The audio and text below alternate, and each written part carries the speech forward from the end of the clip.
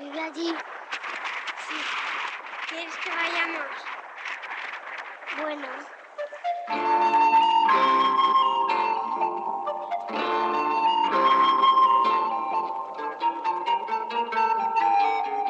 Desde el primer momento en que me puse a trabajar, recorté un fotograma de esta película, de la película que se cita literalmente en El espíritu de la colmena, y lo tenía clavado con unas chinchetas en la pared.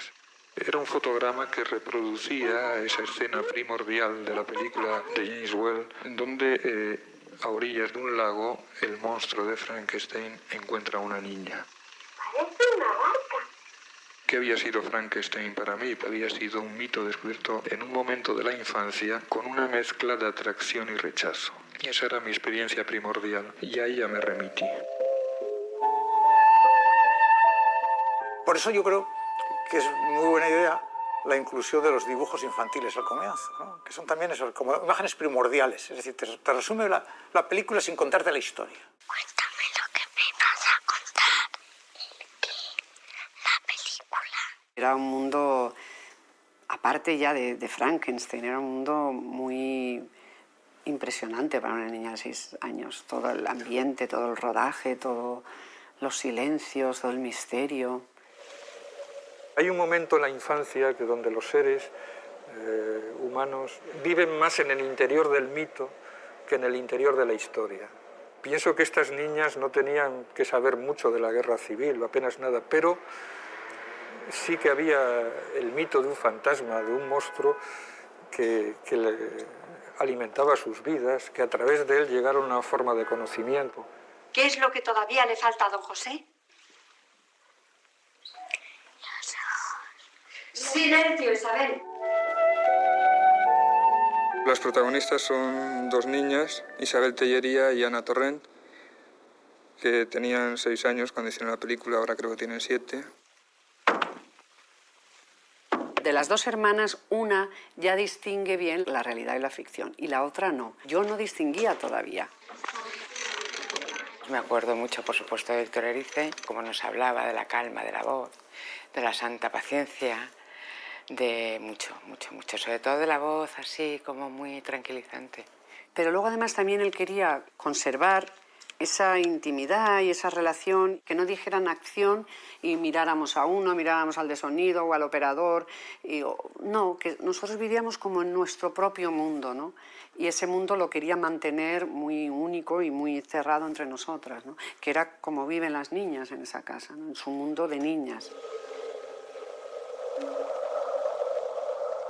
Recuerdo que antes de rodar una escena nos juntaba a Ana y a mí, nos la contaba, nos decía un poquito lo que teníamos que hacer y que decir. No era como si dejáramos serio, era como contado todo. Por ejemplo, la conversación que ambas mantienen en la cama después de haber visto juntas la película de Frankenstein, no la rodaron nunca juntas. En la escena, filmada en plano y contraplano, con quien hablaban era en realidad conmigo. ¿Cómo sabes que no muere? Porque no nos lo aprendíamos. Y entonces, por ejemplo, él se ponía donde Isabel Tellería y él hacía las preguntas y las respuestas. Y entonces yo luego repetía la respuesta.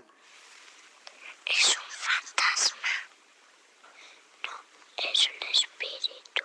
Y Ana me parece la pera, vamos, esa mirada, esos ojos, esa calma, ese misterio, o sea, es de no creer, es fantástica, Ana. Es como un imán.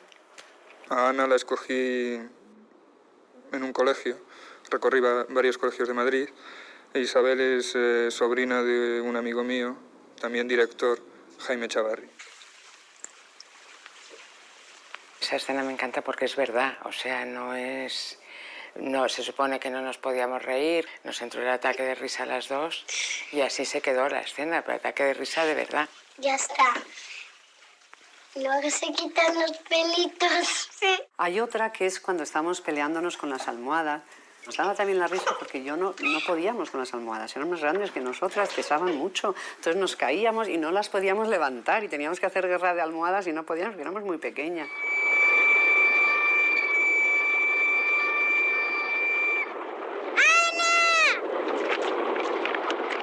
Es verdad que daba miedo porque Ana no se despegaba de la vía. Entonces yo gritaba, Ana, Ana, como diciendo, aquí va a pasar algo.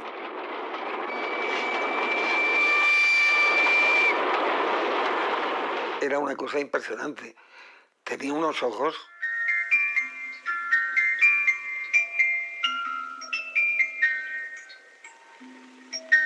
Tenía una mirada tan atractiva que por una parte era muy fácil actuar con ella. Hay mucha fascinación en todo, en cómo miro, porque realmente estaba descubriendo, o sea, hay un descubrimiento paralelo entre la niña de la película y yo, porque era todo nuevo y todo muy mágico. Sin pensar en nada. Lentamente. Cada vez que rodábamos un plano, él siempre me llevaba aparte, nunca me hablaba delante del equipo y siempre me hablaba muy bajito, muy dulcemente y empezaba como a crear este ambiente como mágico y misterioso. Pero no te vayas, ¿eh? Bueno. O sea, aunque todo el mundo me cuidaba, Víctor era el que me entendía, era como mi cómplice. Yo creo que era un poco lo mismo que era el padre en la película, como estas personas con su mundo misterioso, tal, y que tú entrabas ahí. Soy Ana. Soy Ana. Todo lo que para nosotros era en alguna medida profesión, trabajo, para ella era experiencia pura. Mi labor consistió en definitiva, en dejarme guiarme por ella.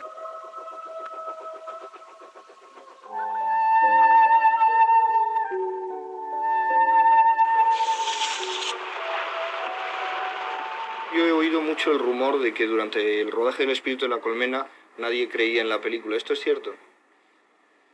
No lo sé, no.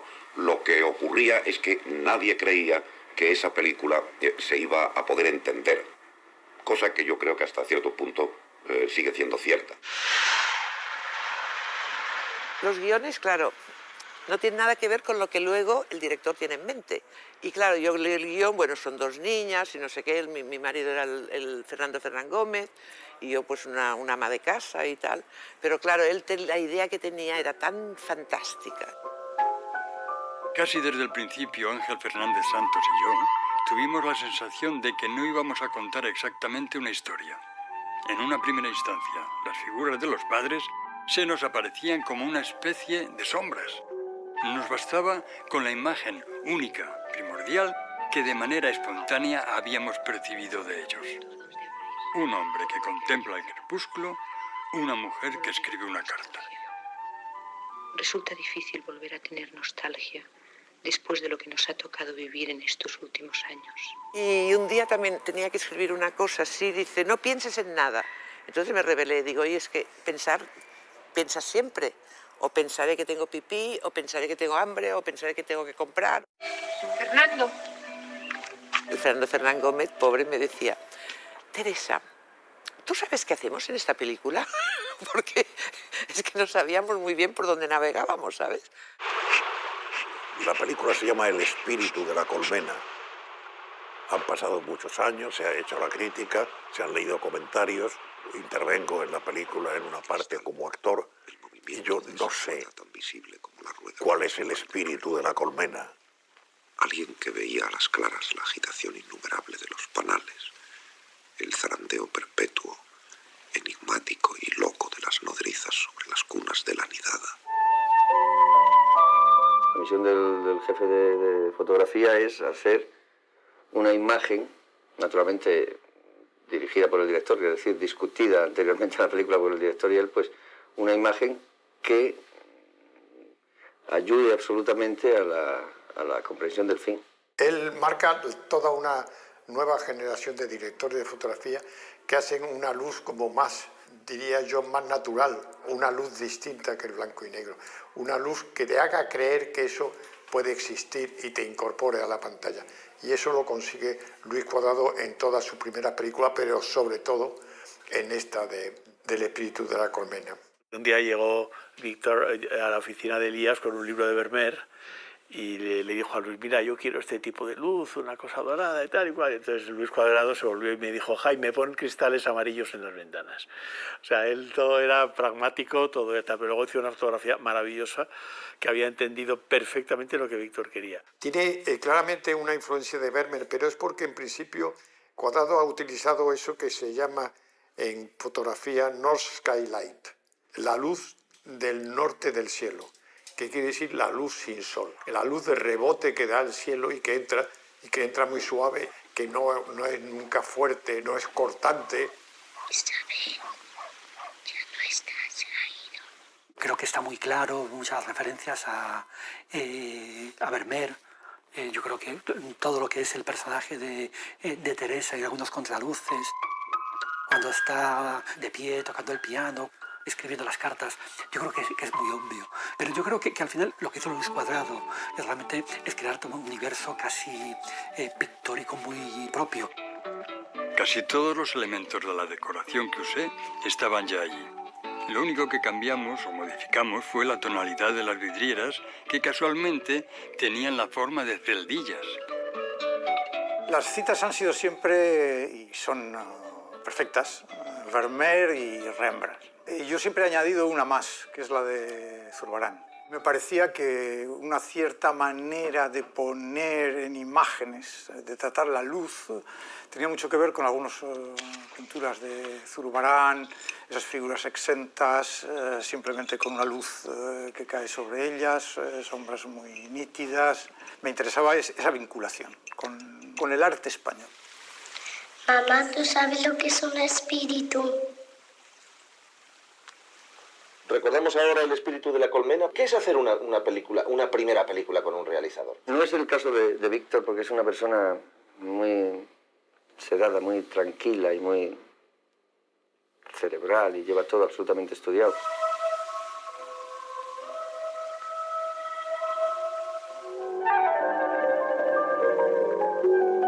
Cada historia o cada película tiene su tempo. Lo importante es saber, conocer ese tempo de una forma interior previamente. Él sabía muy bien lo que quería. A veces era más complicado explicarlo, pero yo me entendí perfectamente con él. O sea, yo entendí perfectamente. Yo vi el libro de Vermeer y dije, ya sé lo que quiere. Pocos muebles, pocos objetos, cosas muy determinadas, y eso es lo que vamos a hacer. Hay muchos testimonios de la época, sobre todo de Luis Cuadrado, del fotógrafo, eso que te decían que claramente que Víctor estaba haciendo algo que el resto de buena parte del equipo no entendía. Te cogía, te decía... Y un día le dije, oye, dime qué quieres que haga, pero no me manejes porque yo no lo sé. Porque él, ¿sabes? Pobre, es que no sabía explicarte.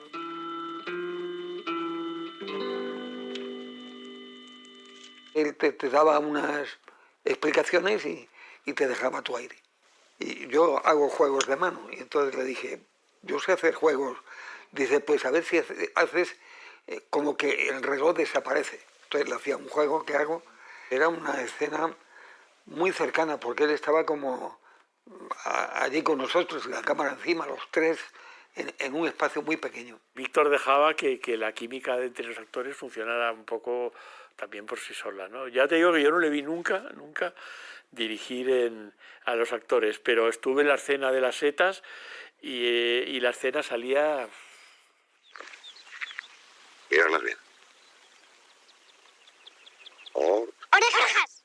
Creo que soy un cineasta con conciencia de sus limitaciones. No sé hacer aquello por lo cual no me sienta concernido, porque si no me concierne a mí, ¿cómo puedo tener la pretensión de que pueda, quizá, concernir a los demás, a los espectadores? En la raíz de esta película justamente está la presencia del cine.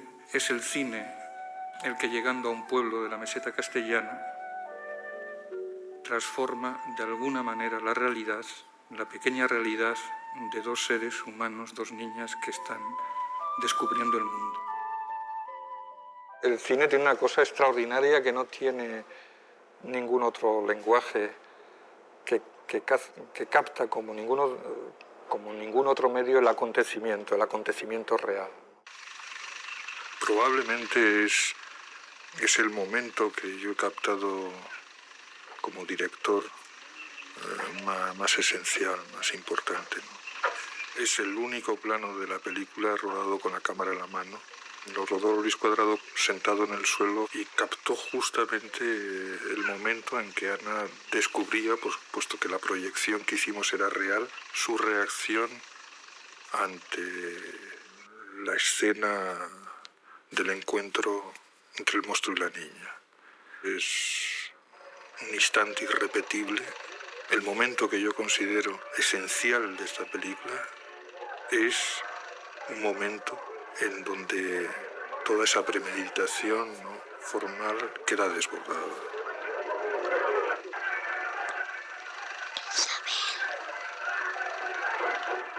Y ese gesto y ese todo, como decía él, como decía Víctor, eso nunca puedes dirigir a una niña de 6 años que haga eso. O sea, eso es lo que ella hizo en ese momento, que fue esa especie como que me levanto un poco. Todo se va a expandir a partir de ese momento, porque es cuando empieza a descubrir lo que es la vida y lo que es la muerte, y hace preguntas. Es que a partir de esa pregunta que se hace la niña, todo esto se extrapola a la situación política de los años 40. ¿Pero por qué? ¿Por qué han matado? A Alicia lo que le interesaba era reflejar un sentimiento de derrota, pero desde el punto de vista precisamente del bando vencedor. Y también cómo unas niñas, que es su propia generación, tuvo que crecer en ese ambiente. Salvo las paredes, apenas queda nada de la casa que tú conociste. Nos está hablando de las ruinas realmente de un país y de una gente que se ha tenido que amoldar a las nuevas circunstancias. En realidad no sabemos nada de ningún personaje y claro, la historia nunca se cuenta, porque son años sobre todo de silencio, que esto en la película está muy bien visto, apenas hay diálogos y está todo rodado en planos muy fijos, normalmente muy amplios, muy lejanos, silencio profundo, que claro, ese silencio clama a gritos el destrozo que de la vida pública y de la vida individual se ha causado en el franquismo. Eso es algo que yo creo que en ningún film español he visto expresado con tanta intensidad y de manera tan evidente, precisamente porque de ello no se habla. El espectador es un cineasta en potencia y puede formar parte de la creación de la película. Sin su colaboración, el espíritu de la colmena no hallaría su verdadera razón de ser. No quiero incurrir en el tópico de la obra abierta, pero me parece que hace un llamamiento especial al espectador solicitando la recreación de su ficción.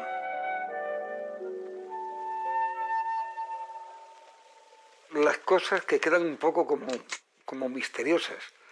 Ese papel que yo hago, ¿quién es? Es al que ella le escribe, él no me lo dijo, pues yo no lo sé todavía. Es un encuentro en el que hay una dimensión, yo diría que bíblica, porque la niña le trae una manzana. Es una manzana del Génesis, es una manzana bíblica. La niña en ese momento es Eva. O sea, hay una serie de connotaciones que la película nunca entra en ellas de manera específica, que claro, precisamente por eso tienen esa fuerza. Ten. Dice una sola palabra, es la última que dice, y se la dice cuando le da la manzana, dice, ten. 3 letras. El gesto decisivo de la solidaridad. Y de repente un día llego al decorado y me encuentro a Margallo, al Maki, tendido muerto, en la sala de cine, delante de la pantalla apagada, de la pantalla vacía. Entonces, en ese momento es donde entendí la película. Para mí fue el momento en que entendí que era la poética cinematográfica. Una especie de imagen emblema, ¿no? Lo tiene todo. La coincidencia entre la muerte física del personaje y el que no hay proyección. Es decir, la pantalla está vacía. Está vacía. Cuando el cine no funciona, viene la muerte. No sabéis muy bien el tiempo que tarda en desarrollarse toda la historia. De repente hay a veces un fundido encadenado que te lleva de un día a otro y te quedas un poco dudando, realmente será otro día, será el mismo día, habrá pasado una semana en el medio. La narración siempre muy elíptica que hace que a veces dudes. Yo creo que eso es uno de los misterios de la película que la hacen ser un poco tan rica también. Esta es una película fundamentalmente lírica, se acerca a la forma del poema. La experiencia poética es muy difícil de resumir y se distingue sobre todo por un estado de disposición personal, de estar preparado para aceptar las cosas que vas encontrando. Pero en la película él sí tenía brazos de pies. Y lo primero que descubre cuando va a la casa abandonada son las huellas de unos pies.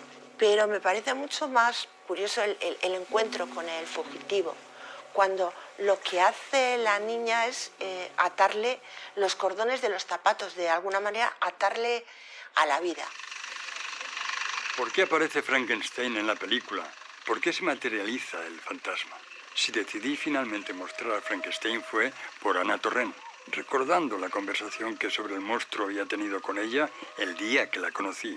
Recordando su fe tan conmovedora y a modo de recompensa, Ana merecía sin duda que el monstruo acudiera a su llamada. Esa cara que yo tengo en ese momento cuando él se acerca, es que no podía dejar de mirarle. O sea, estaba completamente entre fascinada, asombrada, asustada. Todo cabía ahí, ¿no? Porque tenía delante a Frankenstein.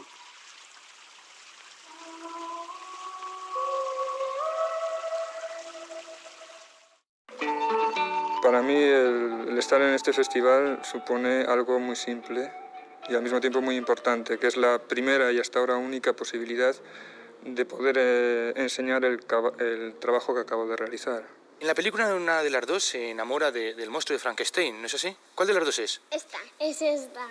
Bueno, vamos a ver un momento si nos aclaramos. ¿Cuál de las dos es la que se enamora del monstruo? Esta. ¿Te enamoras del monstruo? ¿Y os gustaría llegar a ser famosas? Me da igual.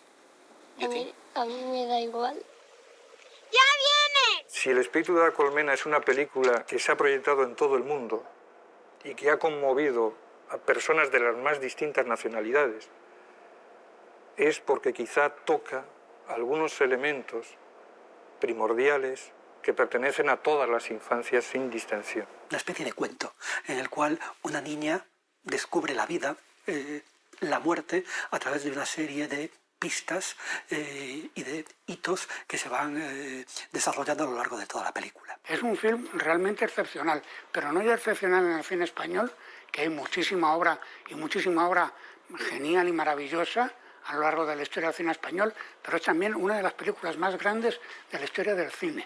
No me cansaré de decirlo. ¿Qué es Las Meninas? Yo no lo sé. Lo que sé es que si no estuviera, seríamos más pobres. Si no se hubiera hecho El espíritu de la colmena, seríamos bastante más pobres también. No sé cómo se consigue eso, no sé cómo se consigue esa magia, esa verdad, ese captar algo que es que no se puede captar, que es tan difícil, ¿no? Que es una atmósfera, que es un estado, un pensamiento, lo capta, te lleva a algún lugar, ¿no? Las películas se hacen contra el tiempo, precisamente, contra la humillación y la servidumbre del tiempo. Y seguirán ahí aunque nosotros no estemos, seguirán ahí.